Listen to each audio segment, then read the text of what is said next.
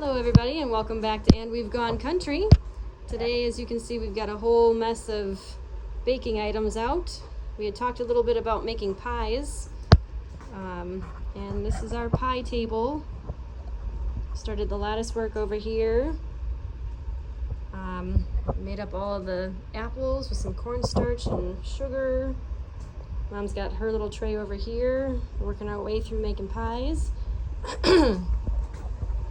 And right over here is our finished product. That's 5 of them. We already sold 1 because we're cooking 6 at a time. So my phone seems like it's really hazy right now. I'm taking a picture of them.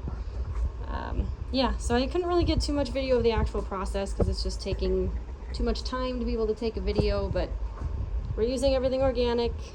Oh, maybe this one's not organic. Well, it's raw though, but anyways, mainly organic ingredients. We had to get a couple extra apples just in case we ran out. Although I don't think that's going to be a problem from the way things are going. And in the fridge here, we've got all of our balls that we made last night. Mom came over, helped me make some dough. So we've got lots of dough in here to cook still. These are all the leftovers from other pie doughs. We got a couple made in here, staying cold. And some more apples. And the whole tray in here is all full of more pies, and we've got some of our free-range organic eggs, nice and very yellow yolks there. Brushing on the top to get that nice crisp look on the top that we have. A little bit of sugar crumble as well. And then I made my little apple detail. Kind of hard to see them. This one's upside down. There we go. Right there, my little apples. Everyone's got an apple on their pie. So anyways, so I'm just gonna go through really quick. Mom's gonna grab the camera and then I'm gonna do some lattice work so you guys can see what we're working on.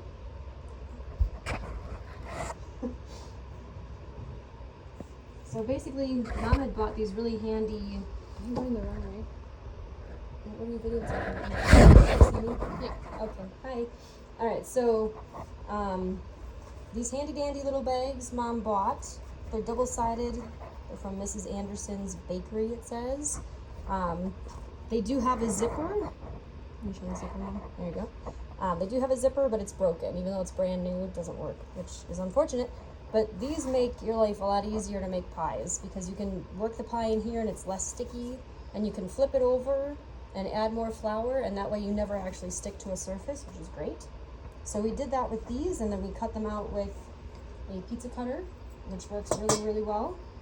And then to make our lattice work, just put it right here, crisscrossing, crisscross applesauce, as they say. And as long as we work the dough enough, then it works pretty good. But as you can see, it does crack a lot because gluten-free does have a tendency to crack a lot. So anyways, this one isn't very well spaced here. Let me see if we can correct this spacing a little bit here. There we go. Okay, so once you have all your lattice work, I've learned that leaving extras on the end makes the lattice work a lot easier. Before I was crimping the edges before I was done with the lattice work, and it made a big mess, and everything was cracking and falling apart, and because they get longer and shorter as you're weaving them through, so it was a big mess. So anyway, so I do it this way, and then I'll show you how I do my apple. Just kind of crimp the edges there, get them to attach nicely.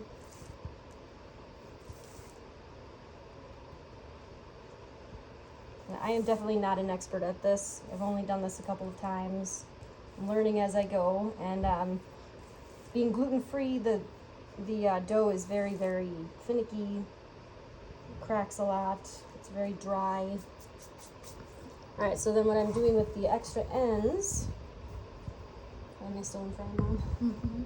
Okay. I'm used to being behind the camera, not in front.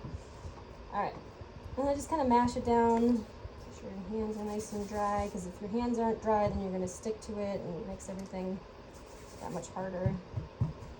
I'm not too particular about rolling this one out. What did I do with my knife? Oh, there's my knife. I'm just using a simple knife. You can see the butter pieces in there. Yeah, that's what gives you the flakiness. I don't know if it can be seen here, but Yeah, that camera's not very good. All right, it's still a little bit wet, so there we go. This kind of fills in the cracks and keeps it from crumbling. All right, and then you just make sort of like a heart shape almost, but instead of making a like a pointed edge, then you round it out like the bottom of another, like the top of another heart. Nice big heart shape, come down, make another little miniature heart upside down. But what are you trying to make? It's an apple. Okay. Yeah, I said that. Oh, did you? Yeah, I said that. Okay, and then just to make sure that the scale is correct, I do build my leaves above the top so I don't make them too big or too small in comparison to my apple. But technically you could make it all the way over here if you wanted to. I just make sure that I'm not making them outrageously different in size from my apple and keeping them together. And then you can just peel away. Like I said, it gets sticky. And let go. Let go of that. There we go. Okay. Let's peel away all the extras. This one's really sticky. Look at this. Okay. I'm going to flatten him out more. And then just kind of form that top just a little bit more. Clarify the little cleft in the bottom. Make it look like an apple. So there's your cute little apple. And then placement. I'm going to pick this big hole here because it's a little bit bigger on the bottom. And grab my cute little leaves. Make sure they're formed basically like a sharp oval, so you can kind of pinch the ends, make sure that they look like a leaf, and set it right in there. So kind of making a little bit of a pinch. Give it almost like a lip shape. And set it right down. And then you have to make it actually look like a leaf by adding a little vein detail right down the center, just really gentle. Right down the center. And there it is. There's the apple pies that we're making this year. Yeah.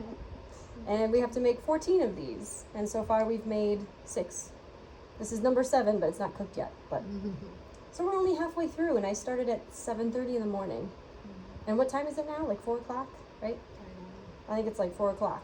So yeah, it's a really long day. And then after all that, I have to clean all this and clean all that. And then obviously, you know, Thanksgiving is in a couple days. So then I got to clean the whole house, and I don't know how I'm going to do it because I work a double shift on Monday, a double shift on Tuesday.